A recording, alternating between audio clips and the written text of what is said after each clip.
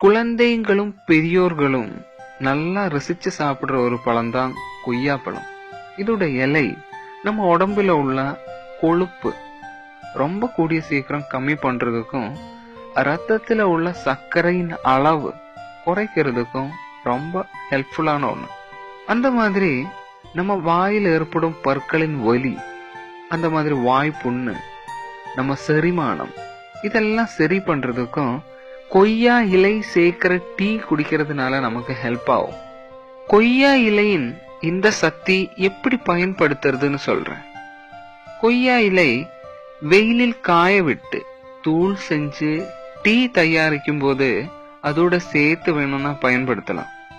இந்த மாதிரி நமக்கு தூள் செய்யறதுக்கு டைம் இல்லை அப்படின்னா ஒரு நாள் நம்ம டீ தயாரிக்கும் போது அதுல ஒரு 2 இலையாவது நம்ம சின்ன சின்னதா கட் பண்ணி போட்டு நமக்கு அதோட சேர்த்து டீ தூளும் சர்க்கரையும் சேர்த்து நமக்கு டீ ரெடி பண்ணிட்டு குடிக்கலாம். டெய்லி காலையிலும் சாயங்காலம் இப்படி சாப்பிடுறது உடம்புல உள்ள சர்க்கரையின் அளவா இருந்தாலும் சரி, பேட் கொலஸ்ட்ரால் தேவையில்லாம இருக்கிற கொழுப்பா இருந்தாலும் சரி, ரொம்ப கூடிய சீக்கிரம் சரி ஆவறதுக்கு ஹெல்ப் ஆகும். ஒரு சிலருக்கு 1 மாதம் குடிக்கும்போது தான் அதோட ரிசல்ட் கிடைக்கும். உங்களுக்கு அதோட டேஸ்ட் பிடிக்கல அப்படின்னாக்க அதுல ஒரு இலை போட்டாலும் போதும்.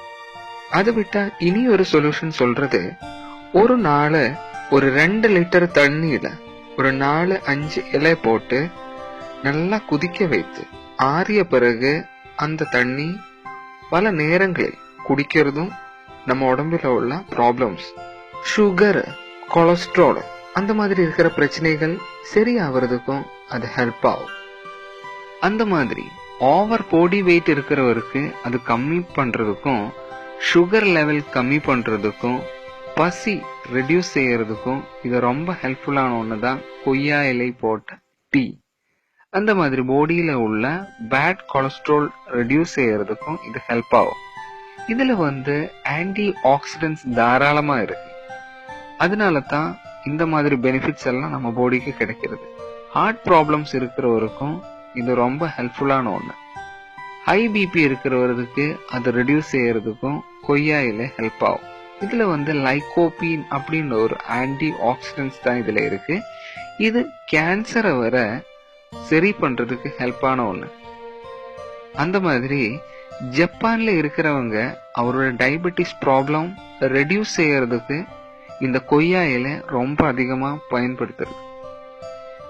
உங்களுக்கு ஏதோ டவுட் இருந்தா இங்க கமெண்டா போடலாம். உங்களுக்கு இந்த வீடியோ பிடிச்சிருந்தா லைக் கூட செய்யலாம். இந்த மாதிரி இன்ஃபர்மேட்டிவான வீடியோஸ் இனியும் பார்க்கறதுக்கு சப்ஸ்கிரைப் கூட செய்யலாம். தேங்க்யூ.